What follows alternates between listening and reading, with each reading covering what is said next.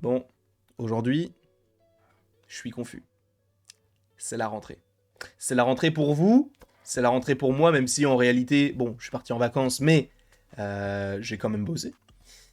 Et je suis très content de vous retrouver aujourd'hui pour une nouvelle vidéo en lien avec l'univers Marvel et plus précisément en lien avec la série She-Hulk. Aujourd'hui, on va être, comment peut-on dire ça, efficace, dans le sens où je sais déjà qu'il y a une troisième vidéo qui va sortir, pas en lien avec She-Hulk, mais en lien avec une petite, un petit truc, je me sentais obligé d'en parler, mais on en parlera, bien évidemment, un peu plus tard dans la journée, sachant que ce soir, il n'y a pas de 100% Marvel, il n'y a pas d'after. Normalement, cela devrait reprendre possiblement pour l'épisode 4, voire l'épisode 5, on verra. De toute façon, on vous tiendra au courant de tout. Est-ce que c'est bon pour toi? J'espère bien. En tout cas, très content de te retrouver aujourd'hui pour une vidéo concernant les détails de l'épisode 3 de She-Hulk. Et évidemment, si tu n'as pas vu l'épisode 3 de She-Hulk, qu'est-ce que tu fous là? D'accord? Parce qu'il y aura toujours des gens qui vont dire « Frérot, tu m'as spoilé !» Frérot, t'as lu le titre? Si t'as pas vu l'épisode 3, pourquoi regarder les détails de l'épisode 3 si tu ne veux pas être spoil?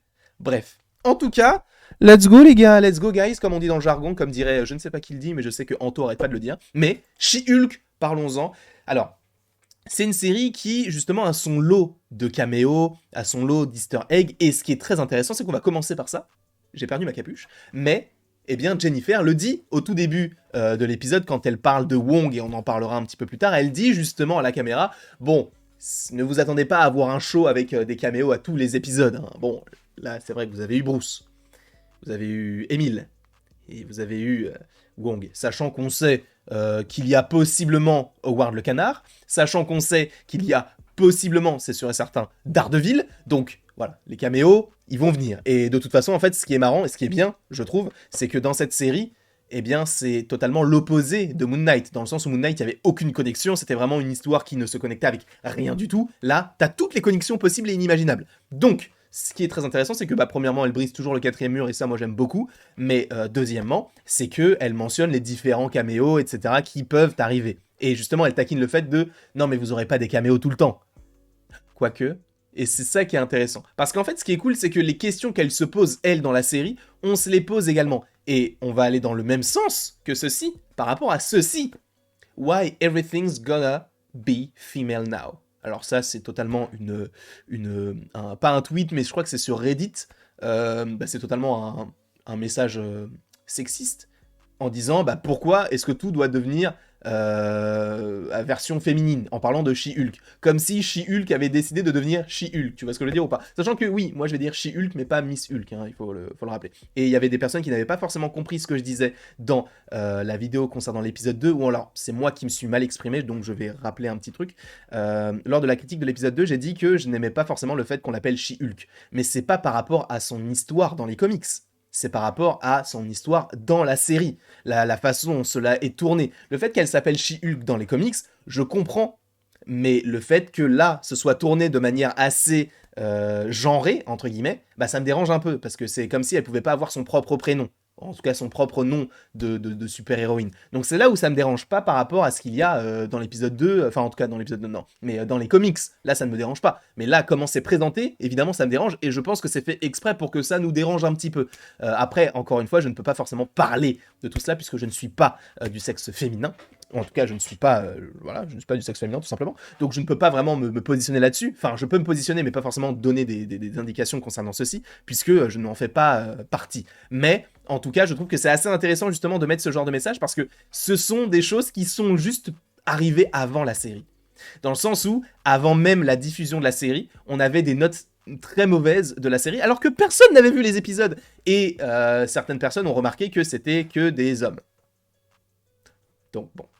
Le fait est que c'est marrant parce que bon, c'était pas prévu que ça se fasse comme ça du côté de She-Hulk, mais c'est un beau pied de nez qui n'était pas prévu à ce genre de personnes qui critiquent sans même connaître. Et c'est exactement ce qui se passe dans cette petite scène. Mais continuons avec des easter eggs qui sont vraiment, alors pour eux, ce sont des easter eggs, hein, puisqu'ils existent dans les comics, mais ils sont éclatés au sol. Ils sont tellement éclatés au sol que je n'ai même pas voulu me mettre en dessous pour le gêner, enfin pour pas le gêner lui. Ces personnages sont les démolisseurs. D'accord? Dans les comics, en réalité, j'ai vu quelques photos, ça donnait des trucs plutôt intéressants. Là, c'est éclaté au sol. Ils sont nuls à chier, je suis désolé, hein. Mais ils me font un peu pitié. Mais du coup, ces personnages-là existent réellement dans les comics Marvel, puisque justement, on a ces personnages-là en plus dans la série The Ultimate Spider-Man, si je ne dis pas de bêtises, où on a Tigre Blanc, Luke Cage, etc., qui essayent de les affronter, sachant qu'ils cambriolent une banque, si je ne dis pas de bêtises. Mais ce qui est très intéressant aussi, c'est qu'ils disent, genre, le boss ne va pas être content, donc il bosse pour quelqu'un. Certains vont dire, il bosse pour telle ou telle personne. Moi, en vrai, je ne sais pas vraiment pour qui il bosserait. Par rapport à ce qu'on a dans les trailers, on a l'impression qu'il y a un mec en vert et en jaune. Bon, certains estiment que c'est Frogman. Moi, c'est ce que je pensais par rapport à ce qui est déjà sorti, mais apparemment, ce n'est pas lui. Mais il y a un mec en vert et en jaune qui vole à un moment donné, et tu vois qu'il part d'un camion qui est vide. Donc, est-ce que lui aussi, c'est un méchant ? Je suppose que c'est possible.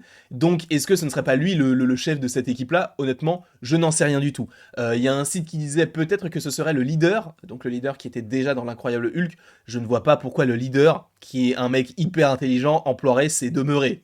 Ça n'a aucun sens. Enfin, en tout cas, après, à voir, hein, puisqu'ils ont réussi quand même à bien changer. Je trouve que l'évolution d'Emile Blonsky est très intéressante, mais ils ont réussi à bien changer l'histoire d'Emile Blonsky pour le faire passer un peu pour un gentil, entre guillemets. Donc on verra ce qu'il en est par rapport aux futurs épisodes, s'il réapparaît, sachant qu'il y a des images dans les teasers et dans les trailers qui ne sont toujours pas arrivées dans la série, donc on suppose que oui, ça arrivera possiblement pour l'épisode 4, 5, honnêtement, je n'en sais rien du tout. Ensuite, on passe à cette personne-là, qui se fait donc passer pour Megan Thee Stallion, donc déjà c'est un autre easter egg, donc Megan Thee Stallion, pour ceux qui ne le savent pas, c'est une chanteuse, Ah d'ailleurs, est-ce que j'ai une photo ? Parce que je crois que j'en avais pris une.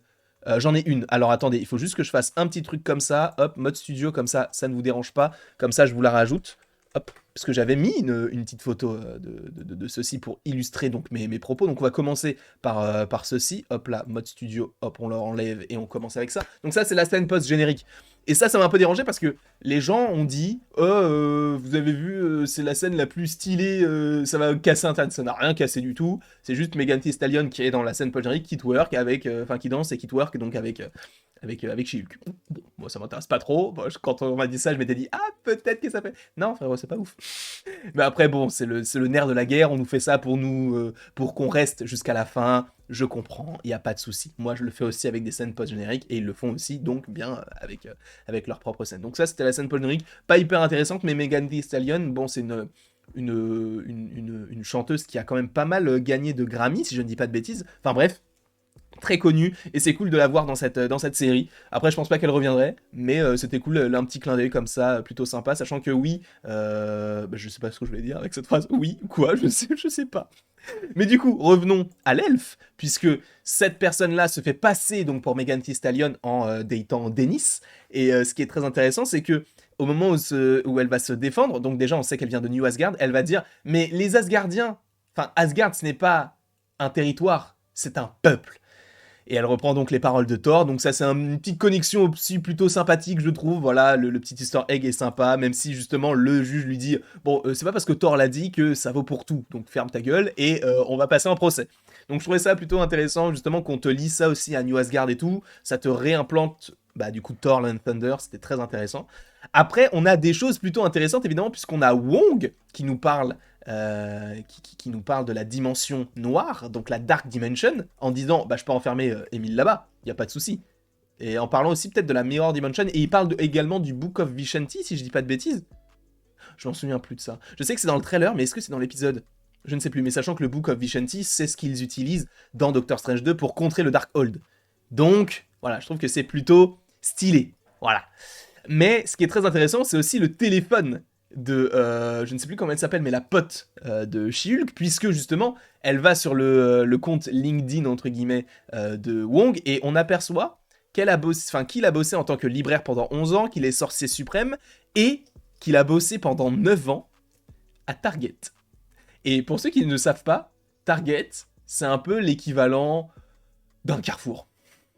Il a bossé du coup à 9 ans dans un magasin, sachant que Target aussi, ils ont des exclusivités de Funko Pop, donc avec cette pastille d'exclusivité, et j'ai pu rentrer dans un Target quand j'étais à New York. Par ailleurs, New York, il y aura un petit vlog qui arrivera dans quelques jours. Je crois qu'il arrive samedi, mais je ne veux pas me mettre la pression s'il n'arrive pas samedi, ne vous inquiétez pas, mais il y a un vlog qui arrive de mon voyage à New York. J'espère qu'il vous plaira. Et est-ce que j'ai d'autres choses à vous dire concernant l'épisode 3 ? Alors peut-être qu'il y a d'autres choses, encore une fois, hein. Mais là, c'est tout ce que j'ai trouvé, sachant que je n'ai pas trouvé tout ça tout seul, hein, Twitter ou même un site qui a répertorié des choses. Donc je vous mettrai tout cela en description. N'hésitez donc pas à aimer, à partager, à commenter et à vous abonner. Cela me ferait bien évidemment extrêmement plaisir, les gars. Et il ne me reste donc plus qu'à vous dire à la prochaine pour la prochaine.